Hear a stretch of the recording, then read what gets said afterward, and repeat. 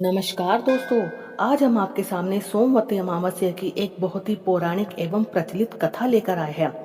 कथा के अनुसार एक गरीब ब्राह्मण परिवार था। उस परिवार में पति पत्नी के अलावा एक पुत्री भी थी। वह पुत्री धीरे धीरे बड़ी होने लगी। उस पुत्री में समय और बढ़ती उम्र के साथ सभी स्त्रियों वाले गुणों का विकास हो रहा था। वह लड़की बहुत ही सुंदर, संस्कारवान एवं गुणवान थी, किंतु गरीब होने के कारण उसका विवाह नहीं हो पा रहा था। एक दिन उस ब्राह्मण के घर एक साधु महाराज पधारे। वो उस कन्या के सेवा भाव से काफी प्रसन्न हुए। कन्या को लंबी आयु का वरदान देते हुए साधु ने कहा कि इस कन्या की हथेली में तो विवाह योग्य रेखा है ही नहीं।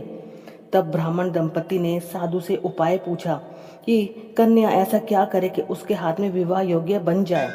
साधु ने कुछ देर विचार करने के बाद अपनी अंतर्दृष्टि से ध्यान करके बताया कि कुछ दूरी पर एक गांव में सोना नाम की धोबिन जाति की एक महिला अपने बेटे और बहू के साथ रहती है, जो बहुत ही आचार विचार और संस्कार संपन्न तथा पतिपरायण है।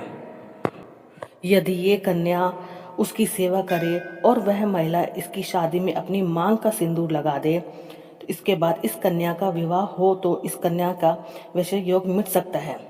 साधु ने यह भी बताया कि वह महिला कहीं आती जाती भी नहीं है। यह बात सुनकर ब्राह्मणी ने अपनी बेटी से धोबिन की सेवा करने की बात कही। अगले दिन कन्या प्रातःकाल ही उठकर सोना धोबिन के घर जाकर साफ सफाई और अन्य सारे काम करके अपने घर वापस आ जाती। एक दिन सोना धोबिन अपनी बहू से पूछती है कि तुम तो सुबह ही उठकर सारे काम कर लेती हो और पता भी नहीं चलता। बहू ने कहा, माँ जी, मैंने तो सोचा कि आप ही सुबह जल्दी उठकर घर के सारे काम कर लेती है। मैं तो देर से उठती हूँ। इस पर दोनों सास बहू निगरानी करके देखने लगे कि कौन सुबह ही घर का सारा काम करके चला भी जाता है।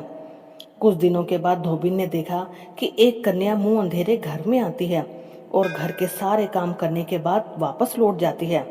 जब वह जाने लगी तो सोबिन धोबिन उसके पैरों पर गिर पड़ी और पूछने लगी कि आप कौन हैं? इस तरह छुपकर मेरे घर चाकरी क्यों करती है? तब कन्या ने साधु द्वारा कही गई सारी बात बता दी। सोना धोबिन पति परायण थी, उसमें तेज था। वह तैयार हो गई। सोना धोबिन के पति थोड़ा अस्वस्थ थे। उसने अपनी बहू से अपने लौट आने तक घर पर ही रहने को कहा। सोना धोबिन ने जैसे ही अपनी मांग का सिंदूर उस कन्या की मांग में लगाया, उसका पति मर गया। उसे इस बात का पता चला कि वह घर से निराजल ही चली थी। यह सोचकर कि रास्ते में कहीं पीपल का पेड़ मिलेगा तो उसे भंवरी देकर और उसकी परिक्रमा करके ही जल ग्रहण करेगी। उस दिन सोमवती अमावस्या थी। ब्राह्मण के घर पर मिले हुए पूरे पकवान की जगह उसने ईंट के टुकड़ों से 108 बार भंवरी देकर 108 बार पीपल के पेड़ की परिक्रमा की और उसके बाद जल ग्रहण किया। ऐसा करते ही उसके पति के मुर्दा शरीर में वापस जान आ गई। धोबिन का पति वापस जीवित हो उठा। इसलिए सोमवती अमावस्या के दिन से शुरू करके जो व्यक्ति हर अमावस्या के दिन भंवरी देता है, उसके सुख और सौभाग्य में बढ़ोतरी होती है। पीपल के पेड़ में सभी देवों का वास होता है।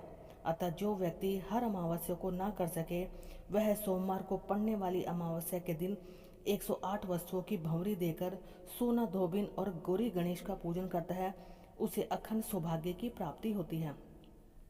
ऐसी प्रचलित परंपरा है कि पहली सोमवती अमावस्या के दिन धान, पान, हल्दी, सिंदूर और सुपारी की भंवरी दी जाती है।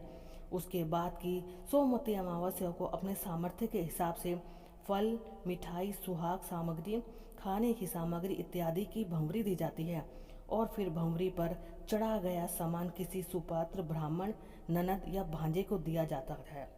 तो दोस्तों, ये थी सोमवती अमावस्या की कथा। आशा करते हैं कि वीडियो पसंद आई होगी। वीडियो पसंद आए तो वीडियो को प्लीज़ लाइक करें।